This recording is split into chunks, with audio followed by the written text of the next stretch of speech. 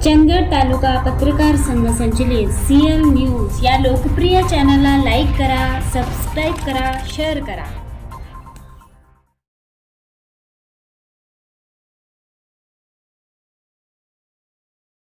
Sir, Venkatesha ये इतनी बड़ी कंपनी महाराष्ट्र और कर्नाटक में आप चल रही, इसके फाउंडर आप है। सबसे पहले हम जानना चाहेंगे कि आपका जन्म, आपका जो करियर था वो कहाँ से शुरू हुआ था। जय जवान जय किसान। मेरा नाम शिवाजी शामराव डोले है। मेरा नेटिव प्लेस है नांदगांव साकोरे गांव है, रूरल है, डिस्ट्रिक्ट नासिक। मेरा जन्म वहां पे हुआ है और मैंने जो एजुकेशन लिया है वो एजुकेशन 12th के बाद मैंने एग्री में और BSc एग्री में एजुकेशन कर लिया। बट परिस्थिति हालात नाजुक होने की वजह से मेरे पास जो नौकरी करने का जरिया था वो मैंने डिफेंस ही सिलेक्ट किया, क्योंकि बाकी कोई ऑप्शन नहीं था।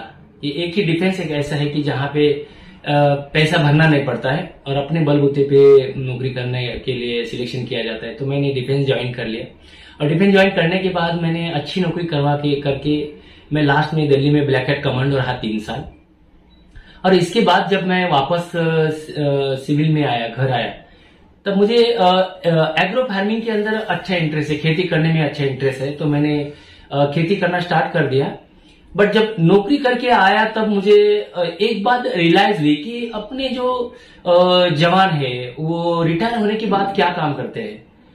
जब मैंने पूरा सर्च किया तो इतने बड़े लेवल पे नौकरी करने वाले जो जवान है, होनरी कैप्टन, लेफ्टिनेंट, सूबेदार, मेजर से लेकर सिपाही तक, ऑफिसर्स रैंक के बोला जाते, लेफ्टिनेंट जनरल, मेजर जनरल तक की जितने भी ऑफिसर्स हैं, वो जब रिटायर होकर जब वापस आ जाते हैं तो वो बड़े मायूस हो जाते हैं, क्योंकि उनको नौकरी करने के बाद जब सिविल में जब आते हैं तो अकेला महसूस होता है। उनको जॉब बोला जाए तो जवान लोगों को तो सिक्योरिटी गार्ड का जॉब मिलता है या कंपनी में छोटा मोटा जॉब मिलता है। तो इतना बड़ा उनके पास तजुर्बा है, काम करने के तौर तरीके पता होते हुए भी एक लाचार की जीवन ही जीते हैं।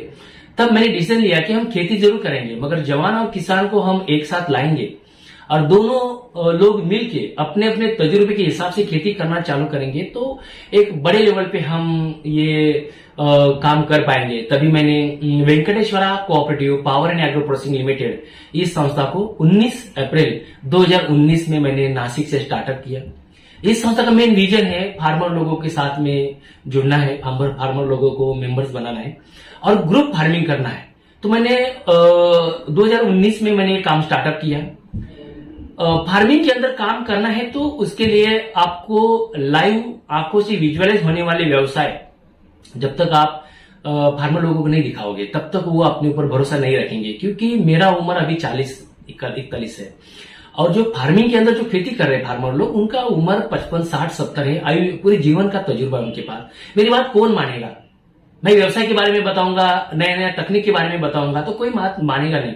तब मैंने डिसीजन लिया कि अपने को पहले तो जमीन चाहिए जहां से हम खेती करके व्यवसाय अच्छे बना के प्रॉफिट निकाल के लोगों को हम समझें कि ये हम खेती के अंदर व्यवसाय करेंगे तो अपने यहां से मुनाफा होगा। तब मैंने 528 एकड़ गवर्नमेंट से लीज पे जमीन लेके मालेगांव अजंग बड़ेल यहाँ पे जमीन लेके 528 एकड़ 31 गुंठा जमीन 29 जनवरी 2020 में लिया। और उसी समय में कोविड का जो पीरियड था, दौर था, उसी के अंदर मैंने वो पूरा खेती हम जवान और किसान लोगों ने इकट्ठा आके पूरा डेवलपमेंट किया है। वहां पे 150 एकड़ अभी पोमोग्रेनेट्स है, अनार है, बनाना है, आम, चीकू, सीताफल, टर्मरिक जिंजर, ऐसे बहुत सारे हमने मल्टीपल क्रॉप्स लिया है। खेती से लगत पूरक व्यवसाय देखा जाए तो वहां पे गोट फार्मिंग है, गिर गाय का हमने प्रोजेक्ट डाला हुआ है और हम ऑर्गेनिक खेती करना चाहते हैं। तो ऑर्गेनिक खेती के लिए अपने को सेंद्रीय खत चाहिए, तो इसके लिए हमने गिर गाय का भी हमने वहां पे प्रोजेक्ट लगाया।